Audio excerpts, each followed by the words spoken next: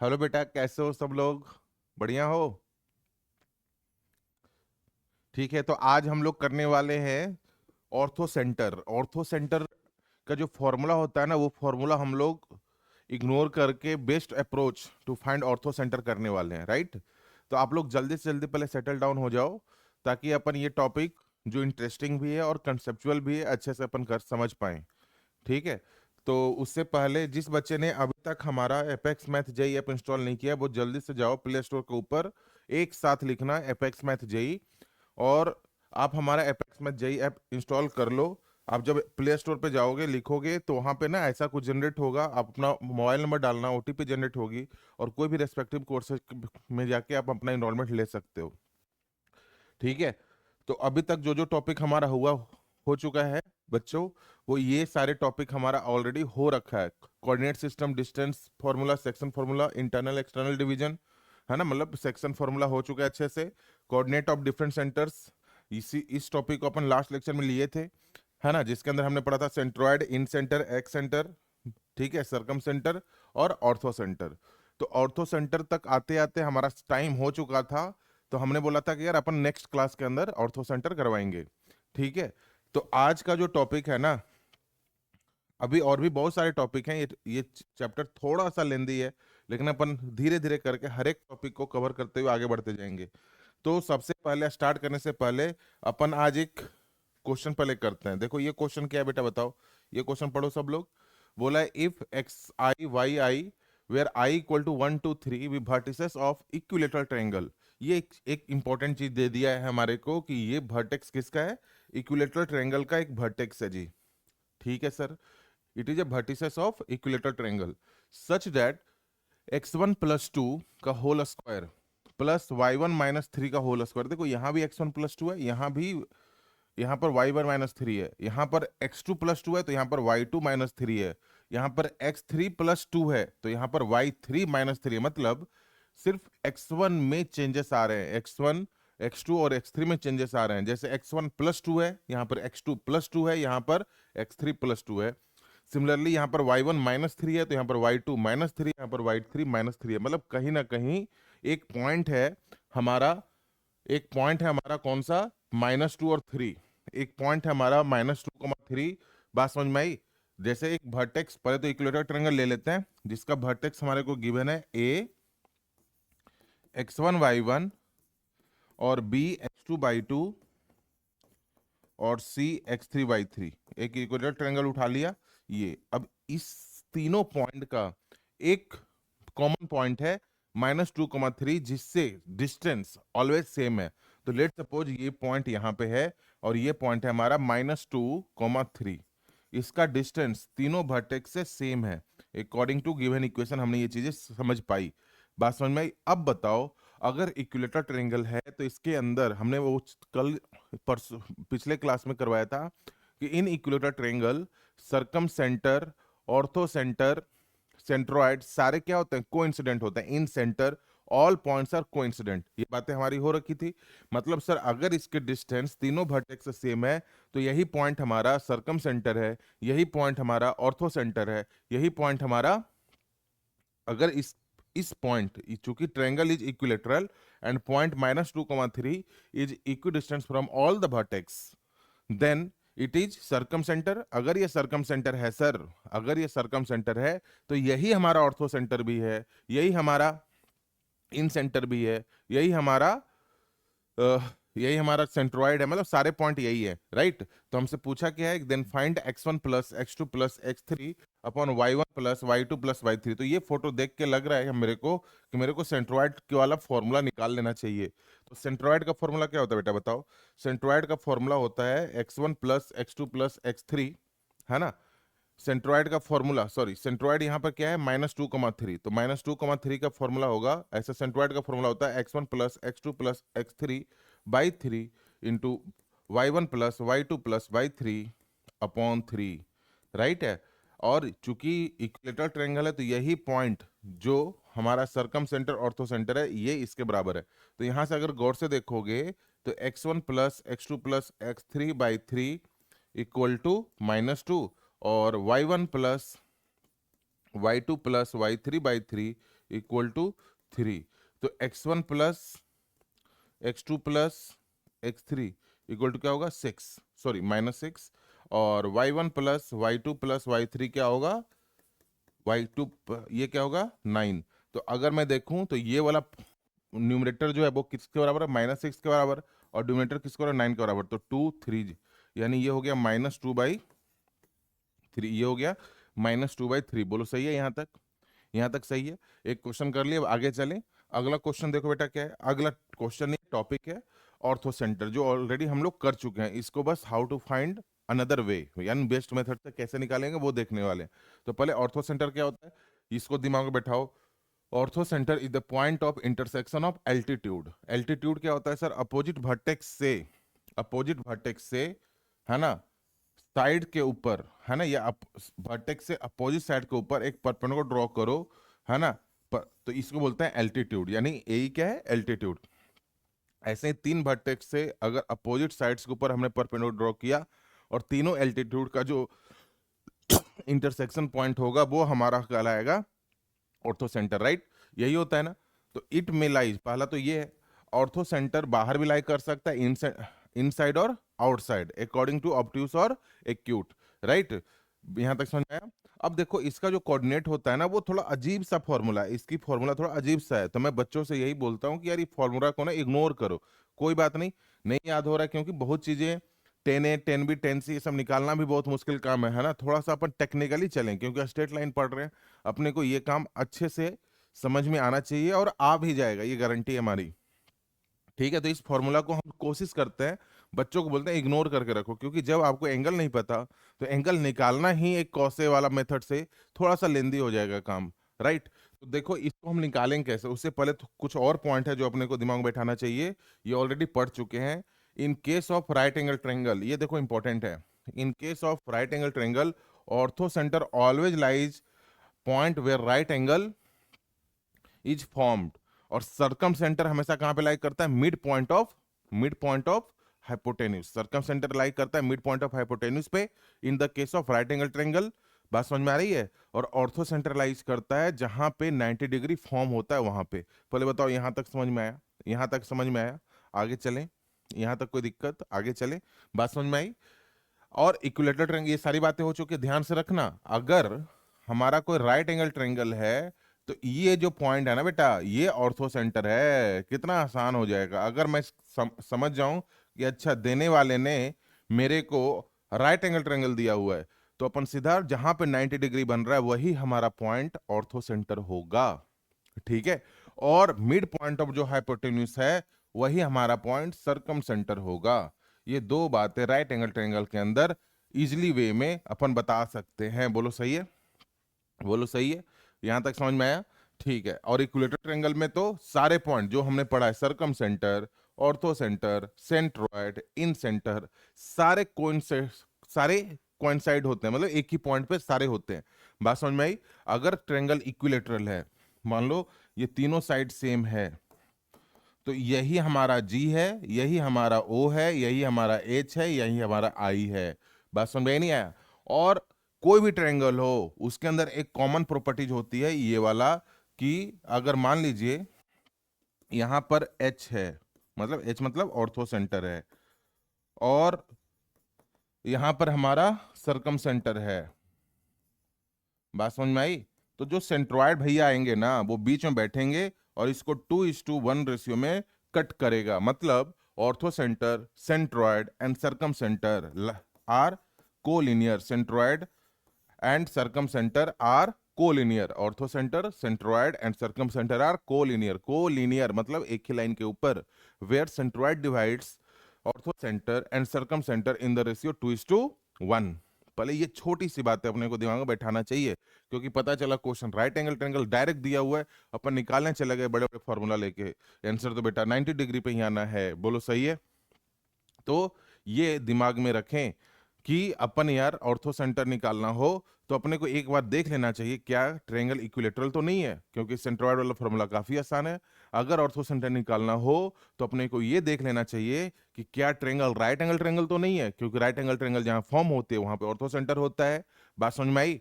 तीसरी चीज, अगर कोई भी दो चीज मालूम है, अगर कोई भी दो चीज मालूम है, सेंट्रोइड और सर्कम सेंटर, तो क्या हम ऑर्थो सेंटर नहीं निकाल सकते? ऑर्थो सेंटर तो हमारा एक्सटर्नल डिवीजन करेगा अगर ये दोनों गिवन है तो। अगर मेरे को ऑर्थो सेंटर और सेंट्रोइड गिवन है तो सर्कम सेंटर भी निकाल सकते हैं बाई सेक्शन फॉर्मूला। बोलो सही है ये छोटी छोटी बातें दिमाग में बैठी। मेरा फोकस कहाँ पे जा रहा है कि ऑर्थो सेंटर कैसे निकालना है। तो ऑर्थो सेंटर निकालने का पहला, अगर राइट एंगल ट्रायंगल है तो राइट एंगल जहां फॉर्म होगी वहां पे ही ऑर्थो सेंटर जनरेट होगा, बनेगा। Circum centre mid point of hypotenuse. दूसरा, इक्विलेटरल ट्रायंगल अगर फॉर्म होगी तो जहां सेंट्रॉइड होगा वहीं पे ऑर्थो सेंटर होगा। तीसरी चीज, अगर सेंट्रॉइड और सर्कम सेंटर गिवन है तो ऑर्थो सेंटर हमारा एक्सटर्नल डिवाइड करेगा। बात समझ में आ रही नहीं आ रही? ये सारी बातें क्लियर हो चुकी है मेरे हिसाब से। अब आगे चलें, आगे चलें। चलो अगला पॉइंट क्या है बेटा? अब है how to best method how to find the orthocentre. अब ध्यान से समझना, छोटी छोटी बातें है ना। पहली चीज देखो, यहां पर क्या है बेटा कि एई जो लाइन है ना, एई जो लाइन है वो क्या है? एल्टीट्यूड है। एई लाइन क्या है? एल्टीट्यूड है। एल्टीट्यूड किसको बोलते हैं? अपोजिट साइड पे फ्रॉम द वर्टेक्स, एक वर्टेक्स के अपोजिट साइड्स पे एक परपेंडिकुलर ड्रॉ कर रहे हैं हम लोग। वर्टेक्स से अपोजिट साइड्स पे परपेंडिकुलर, बाइसेक्टर हमने नहीं बोला है, वर्टेक्स से अपोजिट साइड्स पे we have to draw a perpendicular. बात समझ में आई? वो जो परपेंडिकुलर लाइन है दैट इज कॉल्ड एल्टीट्यूड। अब एक चीज समझना, एक लाइन की प्रॉपर्टीज होती है, छोटी छोटी जो बातें हैं ना वो ध्यान रखो कि पहला लाइन में आपको क्या क्या आना चाहिए? स्लोप क्या होता है, या इसी का दूसरा नाम होता है ग्रेडियंट, जिसको फिजिक्स में बोलते हैं। तो स्लोप बेटा क्या होता है, उससे पहले अपने को पता होना चाहिए कि इंक्लिनेशन क्या होता है। छोटी छोटी बातें अपने को एक एक करके क्लियर करते हैं, फिर आगे चल के सारा कुछ कर लेंगे। तो पहले देखो स्लोप और इंक्लिनेशन। पहले इंक्लिनेशन क्या होता है ये देखो। इंक्लिनेशन मतलब ऊंचाई, इंक्लिनेशन मतलब ऊंचाई, इंक्लिनेशन मतलब ऊंचाई मतलब थीटा। जैसे कोई अगर लाइन है, मान लीजिए ये लाइन है, ऐसा है, एक केस ये हो गया, तो इसकी ऊंचाई थीटा ये लिया। गौर करना, अगर मैं बोलूं ये लाइन है तो, अगर ये लाइन है तो इसकी ऊंचाई ये हो गई, है ना। अगर मैं बोलूं ये लाइन है तो, ऐसी लाइन है तो इसकी ऊंचाई ये हो गई, है ना। तो that is theta is called inclination. और एक चीज नोटिस किया तुमने, थीटा को हर बार हमने positive side of x axis से ही लिया हुआ है। तो इंक्लिनेशन कहां से मेजर होता है?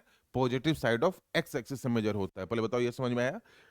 इंक्लिनेशन मतलब ऊंचाई, है ना, या line angle made by the line from the positive side of x axis, हमेशा।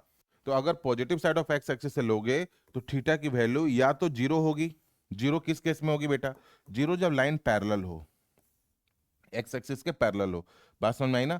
तो जीरो होगी, या 180 से पीछे रहेगी, हम 180 नहीं लेते। बात समझ में आई? यहां तक समझ में आया? इंक्लिनेशन यही होगा, इंक्लिनेशन। अब ध्यान से, इंक्लिनेशन समझ में आया? अब है स्लोप क्या होता है। तो अगर थीटा को 10 में डाल दो, जो इंक्लिनेशन मिला आपको, तो उसको बोलते हैं स्लोप। उसको क्या बोलते हैं? स्लोप। तो इस केस में ध्यान से देखना, इंपॉर्टेंट क्या है जो समझने वाली बात है। इस केस में पहला वाला केस जो लाइन का बना है, उसमें अगर मैं थीटा को 10 में डाल दूं, 10 थीटा हो जाएगा, तो उसको हम लोग बोलते हैं स्लोप। अब इस केस में देखिए, यहां पर एंगल जो है ना, वो थीटा जो है लेस देन 90 डिग्री है। चूंकि theta is less than 90 degree, तो 10 थीटा तो पॉजिटिव होगा, यानी 10 थीटा को हम लोग क्या बोलेंगे? स्लोप। तो यहाँ पर सर पॉजिटिव होगा, मतलब बिल्कुल सही है। यहाँ पर देखो थीटा अगर 0 डिग्री है, यानी parallel to x axis line है, तो 10 थीटा तो सर 0 होगा, हम लोग बिल्कुल सही है, यानी स्लोप तो 0 होगा। यहां तक समझ में आया? यहां पर सर थीटा तो 90 डिग्री है, थीटा 90 डिग्री है, चूंकि लाइन परपेंडिकुलर एक्स एक्सिस है, तो m इक्वल टू 10 थीटा एक तरीके से नॉट डिफाइन होगा सर।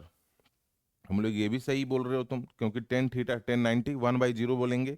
और यहां पर देखिए एंगल ग्रेटर देन 90 डिग्री है, तो लाइन डिक्रीजिंग है, ये डिक्रीजिंग है ना, ये और ये इंक्रीजिंग है, ध्यान रखना, है ना। तो m इक्वल टू 10 थीटा, चूंकि थीटा ग्रेटर देन 90 है, तो theta is less than zero, theta is less than zero. आ रहा है समझ में? Theta is less than zero. यहां तक समझ में आया?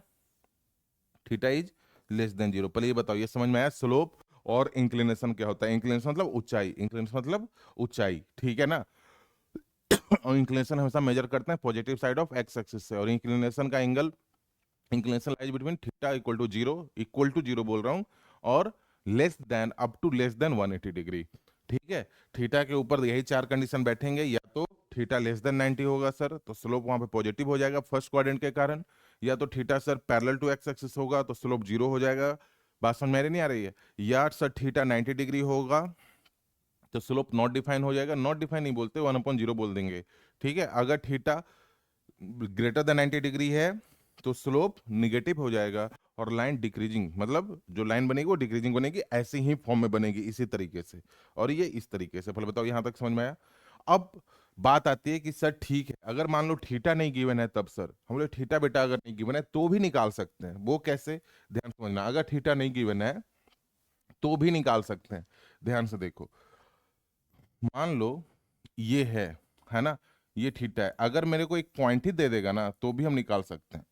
मान लो ये पॉइंट है, ये वाला, बात समझ में आई? यही पॉइंट है या एक ही पॉइंट है, अभी आ रहे हैं इसके ऊपर, रुक जाओ, अभी आ रहे हैं, है ना, फॉर्मेशन ऑफ लाइन, या चलो बता दूं यहाँ पे देखो, अगर मान लो दो पॉइंट गिवन है, मान लीजिए ये पॉइंट है x1 y1 और ये पॉइंट है x2 y2, ये पॉइंट है x1 y1 और ये पॉइंट है x2 y2, ठीक है ना?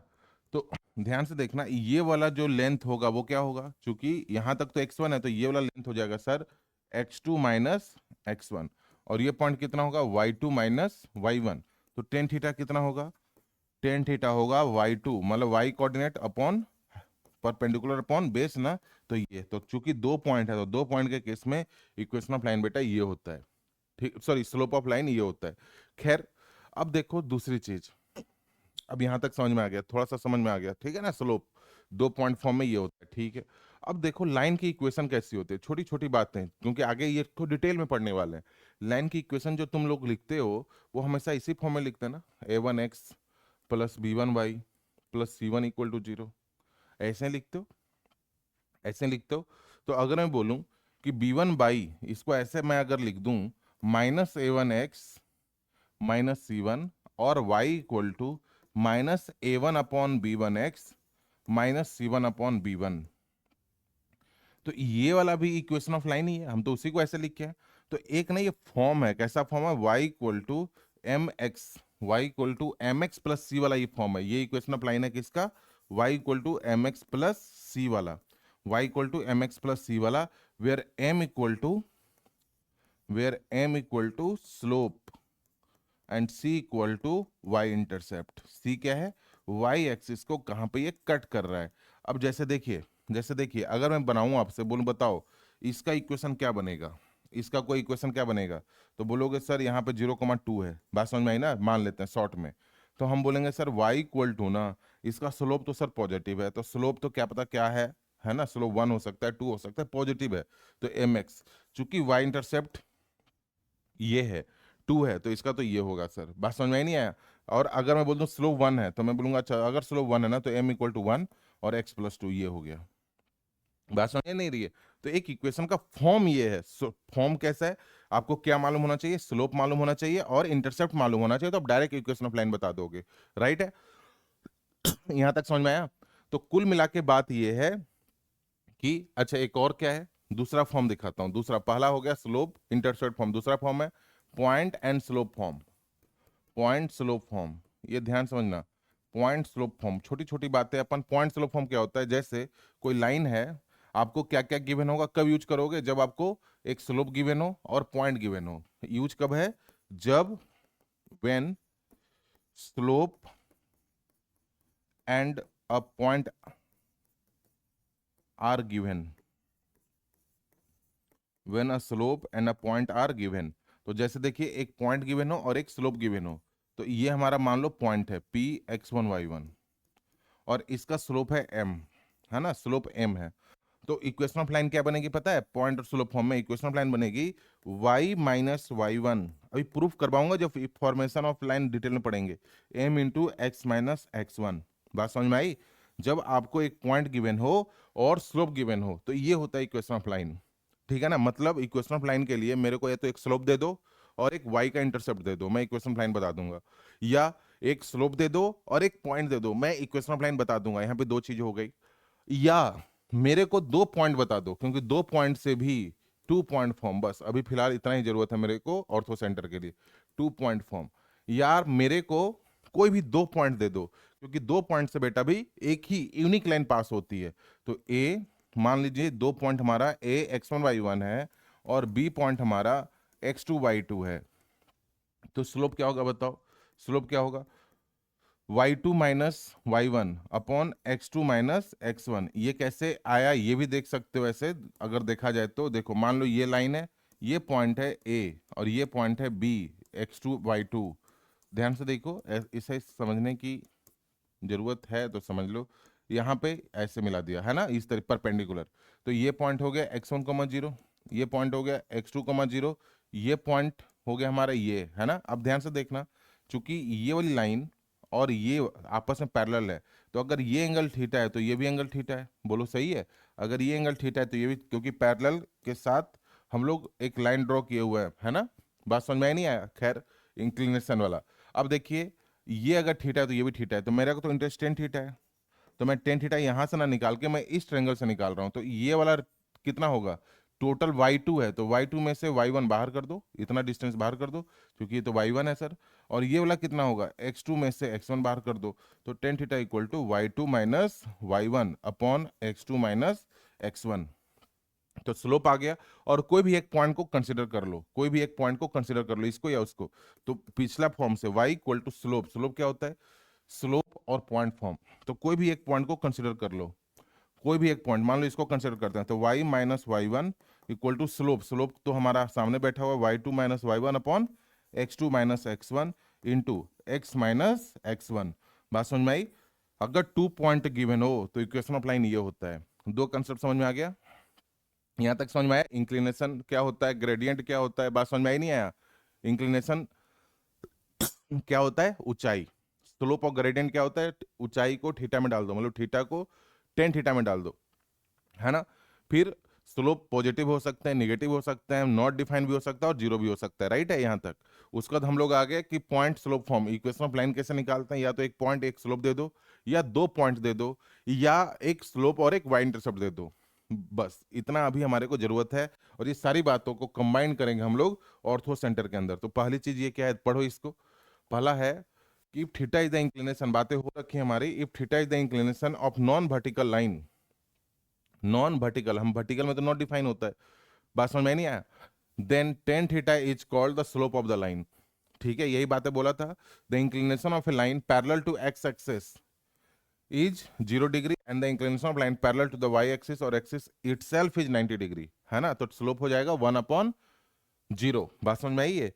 अब है कि स्लोप और ग्रेडियंट अगर निकालने का क्वेश्चन आ जाए तो कैसे निकालोगे? देखो, स्लोप और ग्रेडियंट निकालने का अगर क्वेश्चन आ जाए तो सीधा निकाल सकते हैं ना हम लोग। यहाँ पर थीटा गिवन है तो हमारे को स्लोप पूछा है, तो स्लोप में सीधा क्या करोगे? टेन थीटा, है ना। अगर थीटा गिवन है, मान लो ये लाइन है और ये वाला एंगल 45 डिग्री है, तो इसका स्लोप क्या होगा बेटा? टेन थीटा होता है सर। तो ये 1045, देख लो कितना हम लोग बेसिक में जाके खेल रहे हैं अभी, है ना। फिर आएंगे सीधे जेई लेवल के ऊपर। अब देखिए यहाँ पर थीटा 60 डिग्री, तो ये मान लो 60 डिग्री है, तो यहाँ पर m इक्वल टू होता है सर टेन थीटा, और थीटा को सर 60 डिग्री पुट कर दो, तो 1060 कितना होगा बेटा? है ना, 1060 मतलब साइन 60 अपॉन कॉस, तो √3/2 अपॉन √3 हो जाएगा। फिर 10 150 अब निकालना है, क्योंकि इसका स्लोप 150 है, तो इस बार लाइन डिक्रीजिंग होगी ना, तो देखो निगेटिव आना चाहिए। तो m इक्वल टू 10 150, 150 को तुम क्या लिखोगे? 150 को हम लोग लिखेंगे 90 प्लस 60, 90 पे चेंज और नो चेंज, चेंज, तो cot 60 और 90 प्लस 60 मतलब सेकंड क्वाड्रेंट में ये निगेटिव, तो cos 60 कितना होता है? माइनस cot 60 1/√3, और नेगेटिव आया कि नहीं आया?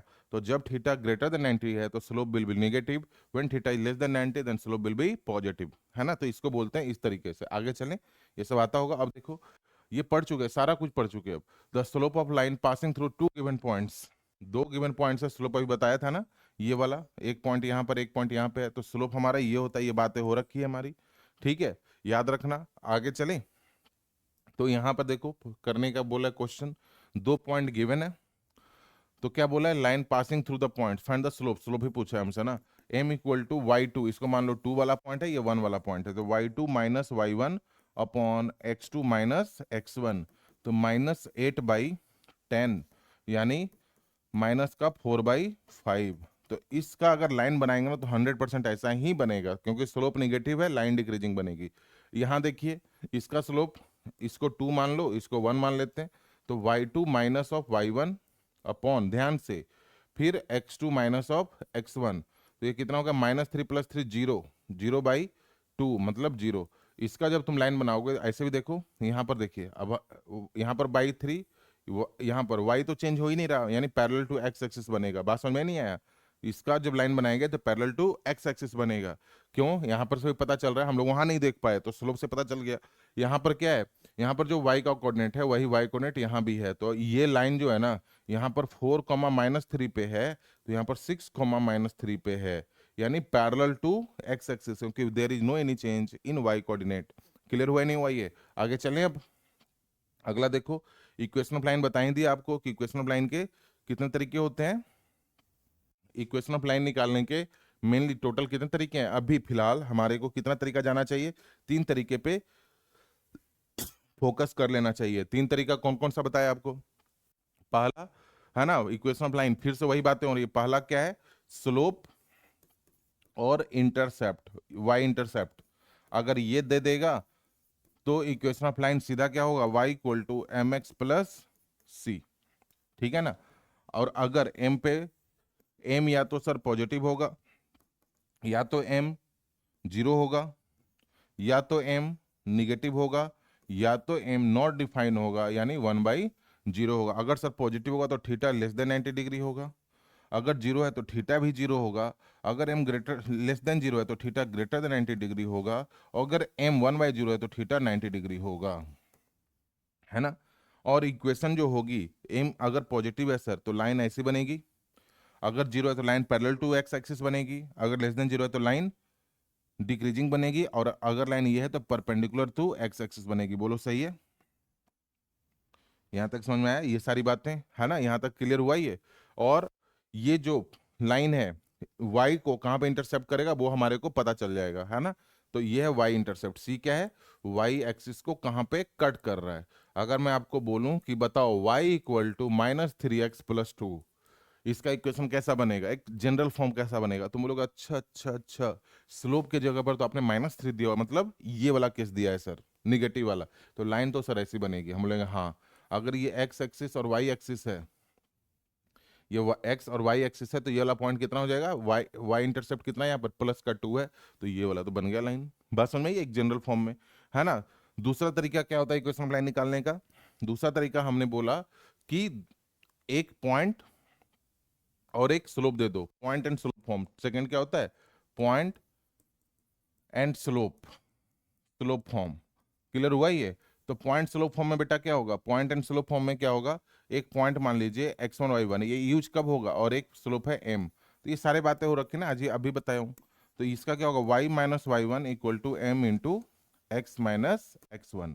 चलिए यहाँ तक समझ में आ गया। तीसरा देखो, 2 पॉइंट फॉर्म। अगर 2 पॉइंट गिवन हो, 2 पॉइंट फॉर्म, 2 पॉइंट फॉर्म है, तो यहाँ पर है x1 y1 और इधर है x2 y2। ठीक है, तो 2 पॉइंट फॉर्म में क्या होगा, स्लोप क्या होगा इसका पहले बताओ, y2 - y1 upon x2 - x1। ये निकालने के बाद हम फर्स्ट पॉइंट में चले गए। मान लो ये पॉइंट एक गिवन है, y - y1, है ना? इस पॉइंट को यूज कर रहे हैं, कोई भी पॉइंट यूज कर सकते हो, इंटू m × x - x1। देखो ये हो गया 2 पॉइंट फॉर्म। ये 3 फॉर्म अपने को पता होना चाहिए। तीसरी एक प्रॉपर्टीज होती है, ध्यान से देखना, उसका क्वेश्चन पे आ जाएंगे, है ना? तीसरी प्रॉपर्टीज क्या होता है? तीसरी प्रॉपर्टीज बेटा होता है कि अगर अगर दो लाइन के बीच का एंगल 90 है, अगर थीटा, मान लो एक लाइन ये है और एक लाइन ये है, दोनों के बीच का एंगल 90 है, ठीक है ना? अभी करवाएंगे कहाँ पे, है ना? 10 आगे, यहां पर बस प्रॉपर्टीज बता रहा हूं, है ना? तो स्लोप, मान लो इसका स्लोप m1 है और इसका स्लोप m2 है, तो दोनों स्लोप का जो मल्टीप्लीकेशन होता है ना, वो होता है -1 के बराबर। If two line are perpendicular, then m1 × m2 = -1। ये बहुत काम की चीज है ऑर्थो सेंटर के लिए, क्योंकि ऑर्थो सेंटर में क्या होता है कि एक लाइन ऊपर से आ रही है और इसके ऊपर परपेंडिकुलर ड्रॉ कर रही है। तो अगर इसका स्लोप m1 है और इसका स्लोप नहीं पता है, मान लो नहीं पता है तो m1 इंटू m2 खट से हम लोग -1 बोल के आगे निकल जाएंगे, है ना। If angle between two lines is 90 degree, है ना, अगर दो लाइन के बीच में एंगल 90 डिग्री है तो देयर स्लोप का मल्टीप्लीकेशन वो क्या होगा, -1 होगा। ये बात समझ में आई नहीं आया, यहां तक सही है। तो आगे देखो, इसी के ऊपर अब क्वेश्चन करते हैं फटाफट। तो पहला क्वेश्चन है, छोटी छोटी बातें पहले कर लेते हैं। देखो यहाँ पर क्या है, find the equation of line passing through, 2 point given है आपको बेटा, तो 2 पॉइंट गिवन है, तो इसको 1 मान लो और इसको 2 मान लो, तो क्या बनेगा, y minus y one upon, upon नहीं इधर लिख लेते हैं, y2 क्या होता है, इधर लिख देता हूँ, y minus y one, y2 minus y one upon x2 minus x one into x minus x one. तो y2 कितना है बेटा 4, y1 2 अपॉन x2 3 माइनस 1 और x माइनस एक्स वन बोले तो 1, तो ये कितना हो गया y minus two equal to 4 minus two, 2 अपॉन 2, है ना, और ये x माइनस 1, तो ये तो कैंसिल हो गया, तो y minus two equal to x minus 1। देखो ये इक्वेशन ऑफ लाइन आ गई, यही हमारा इक्वेशन ऑफ लाइन है ना। इसके हिसाब से 2 पॉइंट फॉर्म, सीधा फॉर्मूला लगाए। अब आगे देखो, अगला क्या है, find the equation of line passing through, ये कर लेना HW है ना, क्योंकि आज हम सिर्फ आज का क्लास सिर्फ ऑर्थो सेंटर के ऊपर रखा हुआ है, बस जल्दी से वहां पे पहुंचने की कोशिश कर रहे हैं। अगला देखिए, find the equation of line passing through इतना and perpendicular to the line. अब ध्यान से सुनना, परपेंडिकुलर ये इंपॉर्टेंट हो गया। एक लाइन है जो कहां से पास हो रही है, 3, -4 से, और परपेंडिकुलर है एक लाइन के ऊपर जिसका स्लोप यानी m2 मान लेते हैं, जिसका स्लोप 2 है।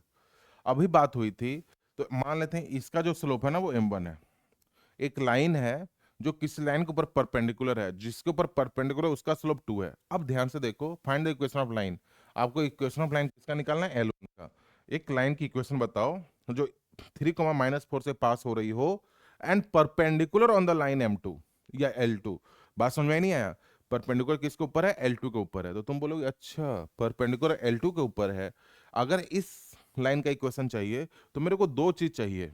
दो चीज कौन सा चाहिए, एक पॉइंट दे दो और स्लोप दे दो, है ना, या 2 पॉइंट दे दो, या एक पॉइंट दे दो, या वाई इंटरसेप्ट दे दो। अभी तो यही 3 चीज पड़ा है, पॉइंट, स्लोप, 2 पॉइंट, और या एक स्लोप और वाई इंटरसेप्ट। तो हमारे को यहाँ पर एक पॉइंट गिवन है। अब एक पॉइंट गिवन है तो मेरे को या तो एक और पॉइंट मिल जाता, तो वो है नहीं, या मेरे को एक स्लोप मिल जाता। तो स्लोप में ना ये स्लोप गिवन है, तो हम अभी पढ़े थे कि अगर दो लाइन आपस में परपेंडिकुलर है और एक का स्लोप m1 है और दूसरे का स्लोप m2 है, तो m1 into m2 equal to -1 होता है। ये कंडीशन है ना, प्रूफ करेंगे आने वाला टाइम में, ठीक है, जब एंगल बिटवीन द लाइन लेंगे तब, ठीक है। यहां तक टेन थीटा को इंट्रोड्यूस करवा के, खैर m1 into m2 equal to -1। तो बोलोगे सर इस कंडीशन के हिसाब से तो मैं m1 बता सकता हूं, हम लोग बता दो फिर। तो m1 इंटू 2 इक्वल टू -1, तो m1 इक्वल टू क्या है सर, -1/2। हम बोलेंगे हाँ ये बात हो गई, तो यानी इस लाइन का जो स्लोप है बेटा -1/2 है। अब बोलोगे सर एक पॉइंट और एक स्लोप तो आ गया हमारे पास, तो जब पॉइंट और स्लोप आ गया तो इक्वेशन ऑफ लाइन भी बता देंगे। तो कैसे बताओगे, y minus y one equal to m into x minus x one. तो y minus of y minus y one मतलब minus of -4 equal to m कितना है बेटा -1/2, और x माइनस x1 कितना है तो 3। इसको थोड़ा सा सजा लो, y प्लस 4, 2 को इधर बुला लिया, इक्वल टू -x प्लस 3। यहां से कितना हुआ, इस x को इधर बुलाया तो x प्लस 2y, और 4 तो है ही, उधर से आ गया x प्लस 8 है, उधर से माइनस का 3 आ गया तो प्लस का 5 इक्वल टू 0। ये इक्वेशन ऑफ लाइन है जिसकी ये बातें कर रहा था, फाइंड आउट करने के लिए। बात समझ में आई, देखा ये कैसे निकाला, यही वाला काम बार बार करेंगे ऑर्थो सेंटर को निकालने में। यहाँ देखिए, find the equation of line passing through 2,7 and perpendicular to the line having joining 1,2। यहाँ पर देखो एक लाइन है जो 2,7 से पास हो रहा है, और एक लाइन के ऊपर वो परपेंडिकुलर है जो पास हो रहा है हमारा, मान लो ये पॉइंट ए है और ये पी है 1,2 एंड Q 3,4। एक line which passing through 2,7 and perpendicular मतलब ये 90 डिग्री है, perpendicular on the line which passing through the P 1,2 and Q 3,4। वापस से एक पॉइंट गिवन है, हम इसका स्लोप निकालने में इंटरेस्ट हैं, और इसका स्लोप अगर मालूम हो जाता तो रिलेशन बना लेते स्लोप के बीच में। क्योंकि दो पॉइंट गिवन है तो स्लोप इन टू पॉइंट फॉर्म क्या होता है, स्लोप इन टू पॉइंट फॉर्म क्या होता है बताओ, स्लोप इन टू पॉइंट फॉर्म क्या होता है। तो एम टू इक्वल टू क्या होगा बताओ, एम टू इक्वल टू होगा y two minus y one upon x two minus x one. तो वाई टू कितना है 4 minus y one 2 upon x two मतलब 3 माइनस वन, तो 4 माइनस 2 अपॉन 2। ओके, तो इसका स्लोप तो सर 1 आया। ठीक है, 1 आ गया तो आ गया। अगर इसका स्लोप 1 है तो चूंकि लाइन परपेंडिकुलर है तो m1 into m two equal to minus one होगा। तो m1 इक्वल टू m2 की वैल्यू 1 चिपकाने पे माइनस वन आ जाएगी। बोलो सही है ये, यहाँ तक सही है, यहाँ तक सही है। आगे चलें, अब देखिए इस लाइन का एक स्लोप मालूम है और पॉइंट मालूम है। तो स्लोप एंड पॉइंट फॉर्म से y minus y one equal to m into x minus x one. तो y minus y one, y minus seven equal to m कितना है बेटा minus one, x minus x one equal to two. तो यहां से क्या हुआ y minus seven equal to minus x plus two. तो x plus y equal to 9। ये हमारा एक इक्वेशन ऑफ लाइन आ गई। बोलो सही है, यहाँ तक समझ में आया नहीं आया, आगे चलें। यहाँ तक समझ में आया, ठीक है। अगला देखो question, find the equation line passing through इतना परपेंडिकुलर। तो यहाँ से देखिए अब हर तरह का क्वेश्चन ताकि आपको समझ में आए। अब देखो हुआ क्या है, एक पॉइंट से लाइन जा रही है लेकिन परपेंडिकुलर जो है ना इस बार लाइन L2 पे, और जो फॉर्म है 3x plus y equal to 2 है।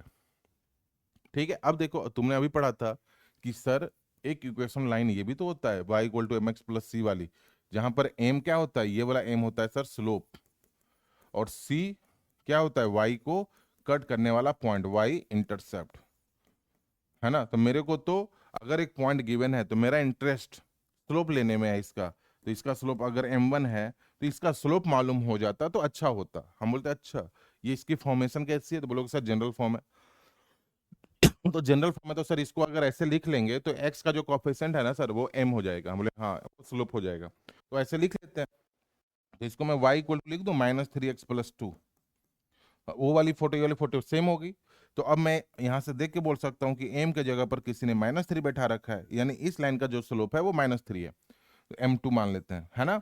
इस लाइन का जो स्लोप है वो माइनस थ्री है। तो चूंकि ये दोनों लाइन परपेंडिकुलर है तो m1 into m two equal to minus one होगा। तो m1 into minus three equal to minus one होगा। तो m1 इक्वल टू तो सर 1/3 होगा। हम बोले हाँ ये बातें सही बोला तुमने, है ना। तो m1 अगर 1/3 है तो एक पॉइंट और एक स्लोप वापस मालूम हो गया। तो अपन निकाल सकते हैं ना y minus y one equal to slope कितना है बेटा 1/3 x माइनस एक्स वन कितना है 2, है ना। तो यहाँ से कितना बना 3y minus 21 equal to x minus two. तो यहाँ से हो गया 3y माइनस एक्स यानी 21, उधर जाके प्लस का 21 माइनस टू 19, ये आंसर आ गया। ठीक है, यहाँ तक समझ में आया नहीं आया, ये लॉजिक समझ में आ रहा है। आगे चलें, अब अगला देखो। अब यहां से समझते हैं find the orthocentre of triangle. अब आ गया ना ऑर्थो सेंटर में। अब देखो ये सारे कुछ कर लिया, अब ऑर्थो सेंटर को जो मेन फोकस है वो यहाँ पे है। Ortho centre of triangle passing through. अब ध्यान से देखना, मान लो ये एक ट्रायंगल है ना। कहां से पास हो रहा है, ए 1,1, बी 4,4 एंड सी 3,6। अब ध्यान से देखो, ऑर्थो सेंटर क्या होता है कि हमने हर वर्टेक्स से एक परपेंडिकुलर ड्रॉ करना है अपोजिट साइड के ऊपर। हमने हर वर्टेक्स से एक परपेंडिकुलर ड्रॉ करना है अपोजिट साइड के ऊपर। तो देखो ये वाला परपेंडिकुलर हो गया और एक ये वाला भी हम तो दो ही ड्रॉ करते हैं अभी, क्योंकि दो को सॉल्व करेंगे बहुत है हमारे लिए। अब बोलोगे सर ये दोनों ही क्यों लिया, ये क्यों नहीं लिया। हम लोग ले सकते हैं, क्यों नहीं ले सकते, कोई भी ले सकते हो दो साइड, क्योंकि तीसरा तो अपने आप सेटिस्फाइड कर जाएगा बेटा, है ना, ऑर्थो सेंटर। ठीक है ना। अब देखो ध्यान से, तुम बोलोगे सर इसका ना एक पॉइंट गिवन है। अब ध्यान से देखना, इसको मान लो ए डी बी डी और सी ई। तो ऑर्थो सेंटर अगर फाइंड आउट करना है तो by solving B D and C E, है ना, we can find orthocentre. बोलो सही है, we can find orthocentre, मतलब ये दो equation we can find ortho centre.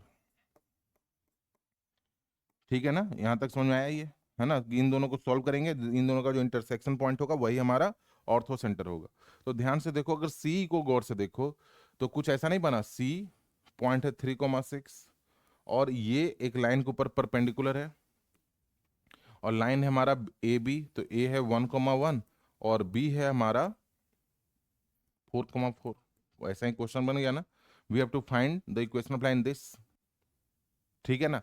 वैसे ही अगर मैं ये देखो सी और ये हो गया ई, है ना, ये हो गया सी ई, अगर मैं ऐसे ही बोलूं कि निकालना चाहो तो तुम ऐसा भी निकाल सकते हो कि उसके लिए, है ना, उसके लिए बीडी के लिए, तो बीडी में क्या है कि एक लाइन है सर बीडी, ये हो गया बी और ये हो गया डी, आ रहा है समझ में।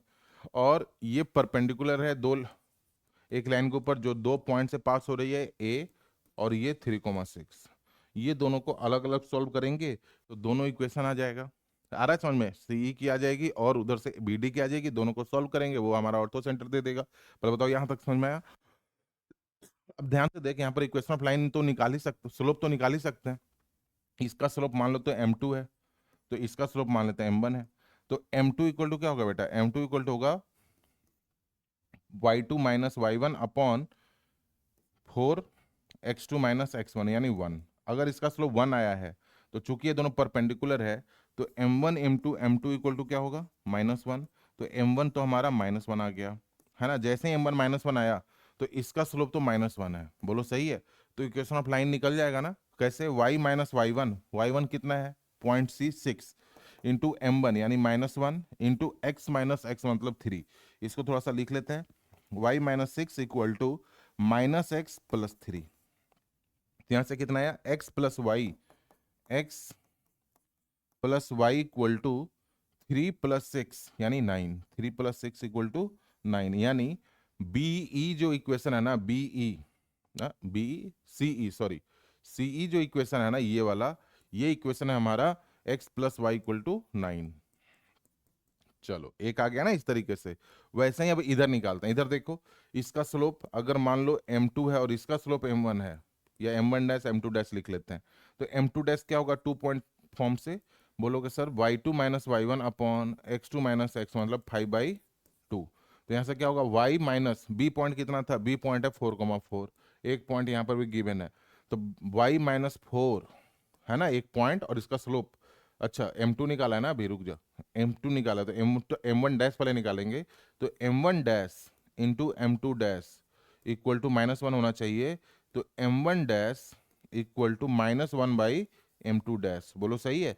तो ये हो जाएगा बेटा -2/5। चलो यहाँ तक सही है। अब फॉर्मूला से y minus 4 equal to -2/5 x minus 4 ये आएगा। तो इसको थोड़ा सा सॉल्व कर लो, तो ये हो गया 5/-20 इक्वल टू -2x प्लस का 8।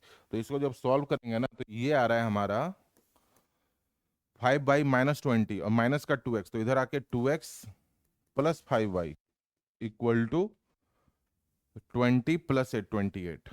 चलो ये दूसरा इक्वेशन आ गया। अब इन दोनों इक्वेशन को जब सॉल्व करेंगे, इंटरसेक्शन लेंगे, तब हमारा आंसर फाइनल आ जाएगा। तो सॉल्व कैसे करें, सॉल्व कहाँ पे करें, सॉल्व ऊपर कर लेते हैं छोटा सा जगह पे। देखिए अब इन दोनों को सॉल्व करते हैं, तो इन दोनों को कैसे सॉल्व करोगे, एक इक्वेशन 1 ये है, इक्वेशन 2 ये है, तो एक काम करो 1 इंटू 2 करो, तो कितना हो रहा है 2x plus 2y equal to 18, और ये क्या है 2x plus 5y equal to 28। तो कैंसिल आउट कर लें, तो ये हो गया कैंसिल, तो माइनस का 3y इक्वल टू माइनस का 10, तो y इक्वल टू तो 10/3 है बेटा, y इक्वल टू तो 10/3 आ गया। जैसे ही y इक्वल टू 10/3 आया तो x इक्वल टू 9 माइनस 10/3 है ना, 30 माइनस 10 19/3, ये आ गया 19/3। देखो ऑर्थो सेंटर निकला कि नहीं निकला, बोलो सही है, ये ऑर्थो सेंटर आया कि नहीं आया, बोलो समझ में आया। तो ऑर्थो सेंटर इस तरीके से निकालना है, क्योंकि हम लाइन पढ़ रहे हैं और अच्छे से डिटेल में पढ़ेंगे, तो जब हाथ चलने लगेंगे ना पूरी फ्रैंकली एकदम पूरा टिके रहोगे तो फिर काम आपका हो जाएगा। यहाँ तक समझ में आया ये, कोई डाउट तो नहीं आ रहा, कोई डाउट आ रहा है तो पूछ लो बेटा, नहीं ना। देखो कुछ बच्चा सोचता है ना कि सर हमसे तो नहीं बनेगा क्वेश्चन, तो जिसकी अप्रोच ऐसी है ना उसे बनेगा भी नहीं।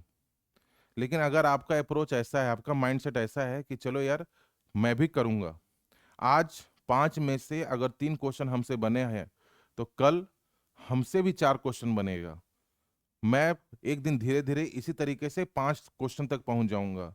अगर आपका ये अप्रोच रहेगा ना मैथ को पढ़ने में, तो आप 100% 5 में 5 भी करके आओगे फिर।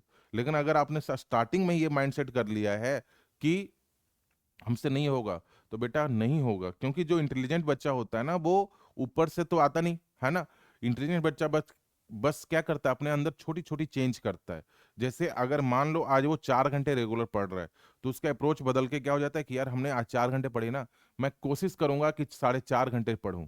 जब वो 4.5 घंटा पढ़ने लगता है, फिर बोलता है कि अपन यार 4.5 घंटे पढ़ रहे हैं, मैं कोशिश करूंगा कि अगले वीक से मैं इसको 5 घंटे तक ले जाऊं। मतलब छोटी छोटी छोटी छोटी जो गोल माइंडसेट में बनाता है ना, वही बच्चा सक्सेस होता है। तो बेटा आप सीधा हार मत मानो। आप बस इतना सोचो कि यार अपने को ना हर दिन सीखना है, हर दिन सीखना है। और ये कंटिन्यूअस लर्निंग है ना, बात समझ में आई? तो छोटी छोटी चीजें अपन अपने को आगे ले जा सकती है। तो आप इस अप्रोच के साथ पढ़ो कि मैं भी करूंगा, मैं भी सीखूंगा, मैं भी एक दिन 3 से 4, 4 से 5 क्वेश्चन तक भी पहुंचूंगा। ठीक है? इस माइंडसेट के साथ पढ़ते रहो बस। ठीक ना? आगे चलें। चलो आगे देखो, अगला क्वेश्चन क्या है। अगला क्वेश्चन क्या है? बोला है the mid points of the side of the triangle 5,0, 5,12 and 0,12। बोला है कि मिड पॉइंट गिवन है साइड ऑफ अ ट्रायंगल का। तो देखो ये तो हमने करवाया हुआ था ऐसे। जैसे देखिए ए, बी और ये सी है। Then orthocentre of this triangle, देखो ये है 5,0, सॉरी मिड पॉइंट गिवन है, midpoint of the side of triangle given है। तो ध्यान से देखना, अब मैं थोड़ा सा जल्दी में कर दूं इसको। चलो पहला क्वेश्चन है, आसान आराम से करते हैं। देखो ये मिड पॉइंट मान लेते हैं, ये है डी। डी कितना है? डी है हमारा 5,0। ठीक है सर। ये मान लेते हैं मिड पॉइंट ई है, ये कितना है? 5,12। ठीक है।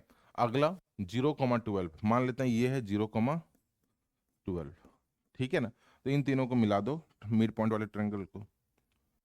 अब देखो अगर ए को निकालना है, तो कैसे बोला था निकालने के लिए? ए के सामने वाली जो लाइन है उसके कोऑर्डिनेट को सम करो, और अपोजिट जो है उसको माइनस करो। तो देखो 0 + 5, 5 - 5, ये तो 0 आएगा। बात समझ में नहीं आया? फिर 12 + 12, 24 -0, तो ये तो 24 आएगा। ध्यान से देखना अभी तक। फिर यहां से देखिए 0 + 5, 5 अपोजिट -5, तो ये भी 0 आएगा। फिर 12 + 0 -12, ये भी 0 आएगा। बस में 0,0 हो गया। ओके, बहुत अच्छा बन रहा है शायद। यहाँ देखना, अब ये वाला इसके अपोजिट ये है। ध्यान से समझ में आ रहा है नहीं आ रहा है ना? देखो ए के लिए हमने क्या किया बेटा, ए के लिए इन दोनों का सम किया और इसको माइनस किया, है ना? बी के लिए क्या किया? बी के लिए बेटा हमने क्या किया, इन दोनों का सम किया और इसको माइनस किया। ठीक है ना? और सी के लिए क्या करूंगा, इन दोनों का सम करूंगा और इसको माइनस करूंगा। मतलब सी के अपोजिट जो लाइन है उसको सम करेंगे और अपोजिट को माइनस करेंगे। नहीं तो दूसरा तरीका तो ही x1 + x2/2, वैसे मैं निकालने की कोशिश नहीं करूंगा। तो 5 + 5 -0, तो ये हो गया 10, दोनों का सम माइनस अपोजिट। फिर 12 + 0 -12, तो ये हो गया 0। अब देखो यहां तक हम जैसे ही लिखे, तो मेरे दिमाग में क्लिक हो रहा है कुछ चीजें कि यार अपन फिर स्लोप इंटरसेप्ट निकालेंगे, बिल्कुल आंसर आएगा। लेकिन एक चीज सोचो कि ये पॉइंट 0,24 है और ये पॉइंट 0,0 है, मतलब कहीं ना कहीं वाई एक्सिस है। ये पॉइंट 0,0, ये 10,0, कहीं ना कहीं एक्स एक्सिस के ऊपर है वर्टेक्स। तो हम एक बार इसको अब अच्छे से इस तरीके से तो सोच सकते थे कि सर एक ट्रेंगल है जिसका वर्टेक्स 0,0 पे है, एक वर्टेक्स हमारा 10,0 है। बात समझ में आई नहीं आया? और एक वर्टेक्स हमारा ए 0,24 है। जैसे ही तुम ड्रॉ करोगे तो आपको एक 90 डिग्री दिखाई देगा। जैसे 90 डिग्री दिखा, आप खुश हो गए कि ओहो हो, orthocentre lies on the in right angle triangle where right angle is created या जनरेट। तो इसमें राइट एंगल कहां पे है? ए के ऊपर है। तो देखो हमने कुछ भी नहीं किया, बस एक छोटी सी लॉजिक दिमाग में बैठी थी, उस लॉजिक से पकड़ के हम बोल दिए कि कहाँ पे ऑर्थो सेंटर है? ए के ऊपर है। ए पॉइंट क्या है? 0,0, तो इसका आंसर 0,0 है। ना कोई स्लोप लाया, ना कोई पॉइंट लाया, ना इक्वेशन ऑफ लाइन जनरेट हुई, कुछ भी नहीं किया हमने, सीधा आंसर पे आ गए। बोलो सही है? ये कितना आसान हो गया। ये वाला देखिए, ये vertex of a triangle are a x1, यहाँ देखो एक वर्टेक्स, ध्यान से देखना, ये वर्टेक्स है ए x1, x1 tan θ1। बी है x2 tan थीटा 2, ठीक है, और सी है x3 tan थीटा 3। बात समझ में आई, x3 tan थीटा 3। अब ध्यान से देख, if circum centre of a triangle is coincide with origin and coincide with origin, circum centre इसका कहाँ पे लाइज कर रहा है, ओरिजिन के साथ। तो मान लो सर्कम सेंटर क्या होता है, वर्टेक्स से इक्वल डिस्टेंस बनाता है, ठीक है सर, बात समझ में आई। Then find H A B यानी orthocentre, then find with origin, then find orthocentre, ये बात समझ में आई। तो अगर सर्कम सेंटर लाइज कर रहा है ओरिजिन के ऊपर, तो देखो ये ओ ए, चूंकि circumcentre lies on origin, तो O A equal to O B equal to O C. तो O A equal to O B equal to O C वाले फॉर्म से देखना, x1 - 0 का होल स्क्वायर, या squaring भी कर लो, बात समझ में नहीं आया, x1 - 0 का होल स्क्वायर, x1 - 0 का whole square x1 square plus x1 tan theta 1 minus 0, x1 - 0 का whole square plus x1 square tan theta 1 का स्क्वायर, क्योंकि 0, 0 है, tan थीटा 1 का स्क्वायर इक्वल टू, यहाँ पर क्या होगा, ओ बी कितना होगा बेटा, ऐसे ही ओ बी, तो x2 square plus x2 square tan square theta 2, फिर x3 square plus x3 square tan square theta 3। पहले बताओ यहाँ तक समझ में आया। अब इससे फायदा क्या हुआ, इक्वल टू आर है, ये किसके बराबर है, आर के बराबर है, ठीक है सर। अब देख, इसमें से मैं अगर x1 स्क्वायर कॉमन ले लूँ, तो ये हो गया x1 square 1 plus tan square theta 1 second square theta 1, इसका ही x2 square tan square second square theta 2, second square theta 2 है कि नहीं, सेकंड स्क्वायर थीटा 2, ऐसे ही x3 square second square theta 3 equal to r के बराबर है। पहले बताओ यहाँ तक समझ में आया, यहाँ तक क्लियर है क्या, यहाँ तक कोई डाउट है, आगे देखो, है ना। और एक चीज और, ओ x1 - x2 का whole square plus y1 - y2 का होल स्क्वायर। अब देखिए स्क्वायरिंग भी हटा देते हैं सब में, तो अगर स्क्वायरिंग हटा दोगे तो x1 second theta 1 plus x2 second theta 2, बात समझ में आ रही है नहीं आ रही है, ये सारे अगर अंडर रूट में, अगर स्क्वायरिंग यहाँ से हटा दे, सारे अंडर रूट में है ना बेटा, तो बाहर जब आएगा तो बिना स्क्वायर क्या आएगा ना, तो यहाँ से क्या होगा, x1 equal to r by second theta 1, x2 equal to r by second theta 2, x3 equal to r by second theta 3। खैर यहाँ तक समझ में आ गया ये। अब ध्यान से देखो, अगर x1 are by second theta 1 है, मतलब x1 को हम लोग लिख सकते हैं कॉस थीटा 1 इंटू आर, इसको लिख सकते हैं x1 को, x2 को क्या लिखोगे, कॉस थीटा 2 इंटू आर, और x3 को क्या लिखोगे, कॉस थीटा 3 इंटू आर। बात समझ में आई, कॉस थीटा 3 इंटू आर, यहाँ तक सही है। अब ए का पॉइंट देखो, अगर x1 cos theta 1 into are है, अगर x1 A theta 1 into are है, तो ए पॉइंट क्या हो जाएगा, x1 कितना बोला तुमने, कॉस थीटा 1 यानी आर कॉस थीटा 1, तो यहाँ पर x1 आर कॉस थीटा 1, तो ये तो sign theta 1 upon cos theta 1, ये भी कैंसिल हो गया, तो ये हो गया आर साइन थीटा 1। वैसे ही इधर r cos theta 2 r sine theta 2, सारे ऐसे ही हो जाएंगे। वैसे ही इधर आर कॉस थीटा 3 और इधर आर साइन थीटा 3। चलो यहाँ तक तो आ गया, क्योंकि कहीं ना कहीं मेरे को एंट्री किस में करवाना है, कॉस थीटा 1 कॉस थीटा 2 को और कॉस थीटा 3 के अंदर। अब क्या बोला है कि with origin and H A B is the orthocentre, H A B is the orthocentre, ठीक है ना, H A B is the orthocentre.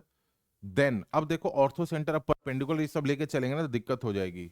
अब एक काम करते हैं, ऑर्थो सेंटर के लिए ना अपन वो कंसेप्ट पता ही है कि ऑर्थो सेंटर और सेंट्रोइड एंड सर्कम सेंटर, तो सेंट्रोइड जो है ना 2:1 में, तो इसका सेंट्रोइड निकालते हैं, सब कुछ कॉस साइन में एंट्री मार देना जो डिमांड थी क्वेश्चन की। तो अब यहाँ पे देखो क्वेश्चन बदल के हो गया, क्वेश्चन हो गया हमारा ये कि एक ट्रेंगल है जिसका vertex R cos theta 1 and R sine theta 1, R cos theta 2 और आर साइन थीटा 2 है, बात समझ में आ रही है। और एक आर कॉस थीटा 3 और आर साइन थीटा 3 है, जिसका वर्टेक्स ए बी सी ये है। बोलो सही है, यहां तक समझ में आई है? तो और इसका जो सरकम सेंटर है ना वो 0,0 है। ठीक है सर, तो इसका सेंट्रोइड क्या होगा, सेंट्रोइड जी क्या होगा? तो जी बोलोगे sir r cos theta 1 plus cos theta 2 plus cos theta 3, r common लेने के बाद यही बनेगा ना एक्स कोऑर्डिनेट। और इधर क्या बनेगा, r sine theta 1 x1 plus x2 plus x3, यही बनेगा ना साइन थीटा 3 अपॉन 3। चलो जी तो आ गया भाई, जी तो आ गया हमारा। अब जी ये आ गया, जी ये आ गया। अब यहां से देखो जैसे जी ये आया तो अब हमारा काम क्या है, अब हमारा काम है, अब हमारा काम है कि ये हमारा एच, ये जी है ना, और ये ओ है, और ये 2:1 है। ये आपको गिवन है ए कॉमा बी, ये गिवन है 0,0। बात समझ में आई? और जी हमारा कितना आ गया, जी हमारा आ गया जो भी है आर सीरीज कॉस थीटा 1 वाला बाई 3 और आर सीरीज साइन थीटा 1/3 वाला। पहले बताओ ये समझ में आया? ये गिवन है। तो अब सेक्शन फॉर्मूला लगा लेते हैं कि जी इक्वल टू क्या होगा, जी इक्वल टू हो जाएगा यहां से जी, जी यहां पर ऐसा नहीं, आर कॉस, ध्यान समझना, आर कॉस थीटा 1/3 यानी एक्स काउंट क्या होगा 2 × 0 प्लस 1 × ए बेटा अपॉन 2+1 3। ठीक है ना, ये हमारा ये वाला कोऑर्डिनेट आ गया, राइट है। तो ए की वैल्यू कितनी आई, तो यहां से ए की वैल्यू आई 3 तो कैंसिल हो गया, तो ए की value I R cos theta 1 plus cos theta 2 plus cos theta 3/2। देख लो, देख लो, बात समझ में आई नहीं आया? आ रहा है समझ में? हम एक्स कोऑर्डिनेट अभी लिए है ना, अब वाई कोऑर्डिनेट देखो, वाई कोऑर्डिनेट क्या है यहाँ पे, r sine theta 1/3 equal to 2 × 0, उधर से 2 × 0 प्लस 1 × b अपॉन 2 × 0 है तो 0 हो जाएगा ना, 2 × 0 तो 0, तो यहाँ पर a की वैल्यू 2 भी नहीं आएगी, यहाँ पर a की वैल्यू ये आएगी बस। ठीक है, तो 2 × 0 1 × b प्लस 2+1 3, तो यहाँ से 3 गया तो b की वैल्यू क्या आई, r या r sign theta 1 plus sign theta 2 plus sine theta 3। पूछा क्या है हमसे, तो a/b, a/b, तो a इधर ऊपर वाला ये है तो आर आर कैंसिल होके ऊपर में बनेगा cos theta 1 plus cos theta 2 plus cos theta 3, और नीचे बनेगा sign theta 1 plus sign theta 2 plus का साइन थीटा 3। बोलो समझ में आई ये? यानी ऑर्थो सेंटर अब निकालना तुम सीख गए एक तरीके से। तो हमसे क्या पूछा, अच्छा सो प्रूव करने बोला था कि a/b इक्वल टू ये है, तो यही आया है। देखो आया, समझ नहीं आया? यही आया है, बात समझ में आई है? आगे चलते हैं। अब देखो ये क्वेश्चन जो है ना, एक्चुअली ये क्वेश्चन हमने करवाना नहीं है, क्यों नहीं करवाना बताते हैं। क्योंकि 3 लाइन गिवन है ना, बोला कॉन्कुरेंट है। अब कॉन्कुरेंट का आपको कंडीशन नहीं बताया, मैं इसका यहाँ पे लिखा हुआ हूँ ताकि आपको पता चले। अगर किसी को कॉन्कुरेंट का कंडीशन पता है तो बताओ मेरे को कैसे करेंगे। जैसे 3 लाइन अगर गिवन है, 3x minus 4y minus alpha equal to 0, एक है 8x minus 11y minus 33 equal to 0, और एक है 2x minus 3y plus p equal to 0। ठीक है ना, तो कॉन्कुरेंट का कंडीशन होता है बेटा डिटर्मिनेंट में होता है, और डिटर्मिनेंट अभी हमने एप्लीकेशन ऑफ डिटर्मिनेंट पढ़ा नहीं है। बात समझ में आई नहीं आया? तो वो हम करवाएंगे। ये देखो -33, फिर यहाँ पर है 2 - 3p इक्वल टू 0 होता है। तो अगला ये इससे सॉल्व करके अल्फा और पी में, अल्फा कहाँ पे था, यहाँ पे, अल्फा और पी में हम रिलेशन ले आएंगे। बात समझ में आई? तो अगला जो टॉपिक है ना वो है application of determinant in coordinate geometry. इसके थ्रू हम लोग एरिया निकालेंगे ट्रायंगल का, कोलिनियर चेक करेंगे, इक्वेशन ऑफ लाइन निकालेंगे, है ना, कोई भी फिगर का एरिया निकालेंगे, क्वाड्रिलेटरल, पेंटागन, हेक्सागन, कोई भी आए एरिया निकालेंगे, फिर कॉन्कुरेंट का निकालेंगे, फिर इसके अंदर को फैक्टर निकाल के हम इन सेंटर एक्स सेंटर वाला फॉर्मूला निकाल लेंगे। बात समझ में आ रही है? तो ये एक फिर से अगला टॉपिक जो आएगा वो आपका आएगा application of determinant in coordinate geometry. ये अपन कल करने वाले हैं, कल वाले लेक्चर में ये वाला टॉपिक अपन कंसिडर करने वाले हैं। तो मेरे हिसाब से आपको ऑर्थो सेंटर निकालना आ गया आ गया होगा, ठीक है ना। तो आज का लेक्चर क्लोज करें फिर।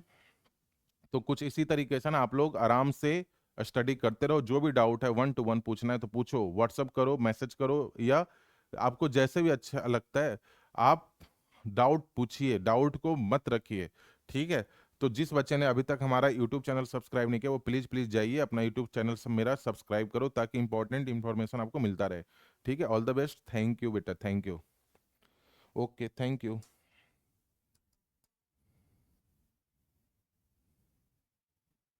Thank you.